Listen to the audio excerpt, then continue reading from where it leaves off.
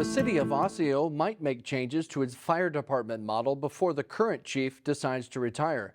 Fire Chief Mike Fenow told the city council this week the next chief should be a full-time staff member. Fenow oversees the paid on-call department on a part-time basis. He said the demands of overseeing the 20 to 30 person department require a full-time chief. The city would likely pay a full-time chief $80,000 to $100,000 a year. I've come around to more thinking about not, why would we do this? Why haven't we done this 20 or 30 years ago? It's kind of odd that we've lasted this long. What else are we literally going to do? I mean, sure, we don't probably want to create a new staff position at that pay scale. It's not high on our list of things to do. But if we don't do it, then what happens? Chief Fenow told CCX News he hopes to see the new position in the 2024 budget. If the city hires a full-time chief, Fenow will retire. The state's new cannabis legalization law goes into effect next week. Starting August 1st, adults age 21 and older can possess up to 2 ounces of marijuana flower in a public place and up to 2 pounds in the home. Adults can also grow up to 8 cannabis plants in their home. 4 of those plants can be mature and flowering. All of the plants must be in an enclosed, locked space away from public view. Cannabis users will be legally able to consume marijuana in a private residence or on private property. State officials don't expect dispensaries to begin selling cannabis products until early 2025. Eventually, licensed establishments and events will be able to distribute the product for on-site consumption. The new law establishes a procedure also to expunge criminal records of some marijuana convictions. Drivers in Brooklyn Park may soon be able to get across one busy stretch of highway again. Hennepin County representatives say they expect 2 railroad crossings along Bottineau Boulevard at 73rd Avenue North and at Brooklyn Boulevard to be reopened by early August. The reconstruction project began in 2019 and wrapped up at the 2 crossings earlier this summer. The county says the crossings will be reopened once BNSF railroad crews finish inspecting the crossings, and until then, drivers should continue to follow detours. Coming up this weekend in Plymouth, a local venue is featuring 2 national headliners. Emily Haugen tells us what we can expect for Live at the Hilde. Today we're setting up tents, tables, chairs, barricade for a concert series they have at Hilde this weekend. The heat isn't stopping Max Menzies' crew. His team's success is transforming this outdoor venue into a concert space. We'll be setting up barricade for a few more hours, just loading and unloading trucks, really. All that work for Live at the Hilde. The more we put in there, the better. Brings people out, gets people doing stuff. The Hilde might look empty now, but this weekend it will be filled with thousands, seeing 2 national headlining acts. These shows are typically more national acts. This weekend, it's Lauren Elena and Andy Grammer. Last year we had Kelsey Ballerini, so she was here on stage. 2 weeks later, she was performing at the CMAs, so it's kind of really cool to see going from here in Plymouth to a national production like that. And next weekend, Indigo Girls. Every act is a different genre. These shows are really great because they really highlight that Plymouth is a place for these national acts. Plymouth Recreation Supervisor Jesse Cook says Live at the Hilde showcases the city in a special way. Anytime you get people from out of your city to come and check out what you have, it's always a good thing to highlight. And we're really proud of the Hilde. It's right here in the center of the city. It highlights the venue and brings a boost. So they're staying here, they're eating here, they're enjoying the city overall. In Plymouth, Emily Haugen, CCX News. The concert series comes to Plymouth with the help of Sue McLean. There are still spots available for the first weekend of shows. You can grab tickets online at suemclean.com/Hilde. Well, who has the best ice cream in the Northwest Metro? We asked our followers on social media, and after thousands of votes, one shop came away as the clear winner: Cullins Ice Cream in Champlin. Delane Cleveland takes a look at what makes Cullins a fan favorite.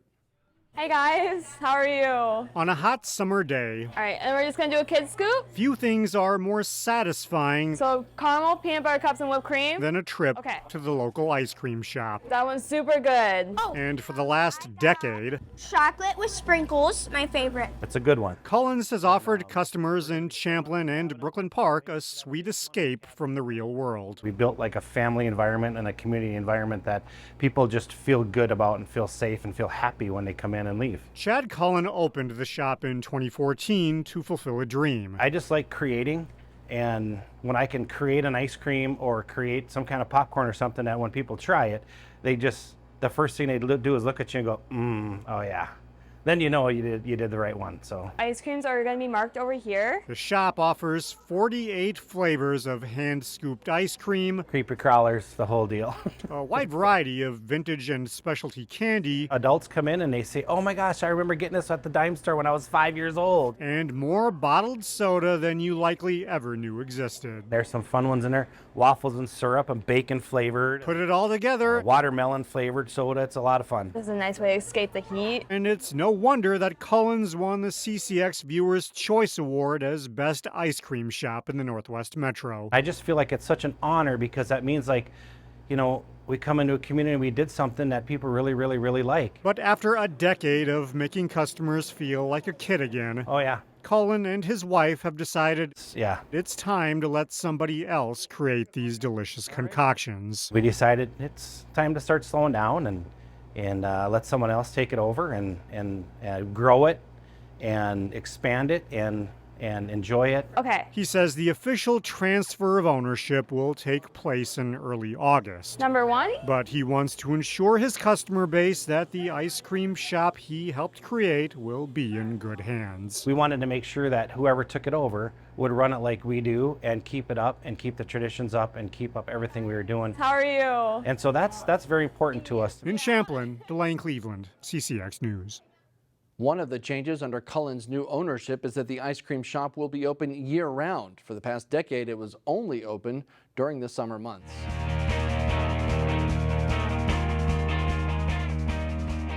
Most of our city celebrations in the northwest suburbs have a sporting element to them. They'll be swinging for the fences this weekend in Crystal. It's a milestone year for the long-running Crystal Frolics Softball Tournament. Yeah, 60th annual tournament this year is we're really excited to kind of step into another era. Obviously, 60 years of the Crystal Frolics softball event is a long time and a lot of great memories over the years with it. The 2023 edition of the Frolics will have 3 divisions. This year we have a total of 35 teams this year in 3 different divisions. We have the men's open gold division, that will have 4 of the top teams in the state playing. We also have the women's gold division that will be a first year for us this year having a women's division. We have 4 teams playing in the women's division.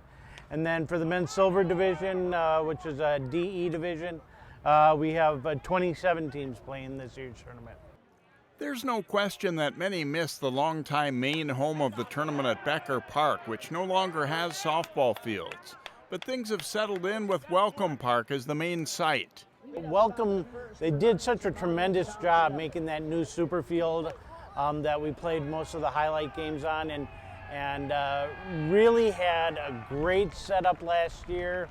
The vendors, the bingo, the beer tent, and one of the biggest compliments we got last year was just the atmosphere at Welcome and all the people that were able to stay there and really be involved in the whole event. It really is coming back to where we hope to get it again. Tournament action begins Friday night with championship games in the women's and men's gold tournament Saturday and the silver men's division Sunday. Boys basketball fans in the Northwest Metro will get a chance to see one of Minnesota's premier players in action this winter. One of the state's best high school boys basketball players is headed to the northwest suburbs. Former Bloomington Jefferson star Daniel Freitag, who had originally planned to play at a California prep school in his senior season, announced on Twitter that he will stay in Minnesota and play for Breck School in Golden Valley. Freitag is a University of Wisconsin commit and was an All-Metro and All-State pick last season.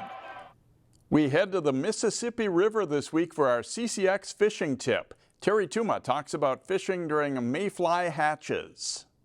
had so many questions recently about mayfly hatches, and so often we hear the comment, was a mayfly hatch only one time? No, it is not. We've been on the river fishing mayflies, and mayfly hatches can take up to 4 time frames of hatches. And right now we got another hatch, and you can see the floating carcasses on the water.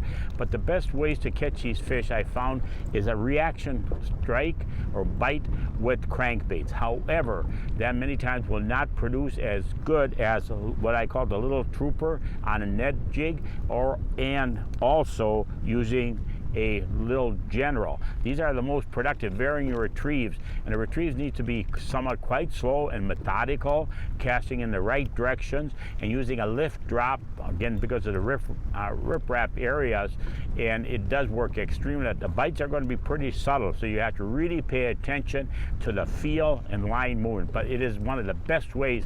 And then the other thing I should mention too is, you know, if you got a heavy mayfly hatch, try to move to a different spot where the mayfly hatch is not as prevalent, and that also will increase your success.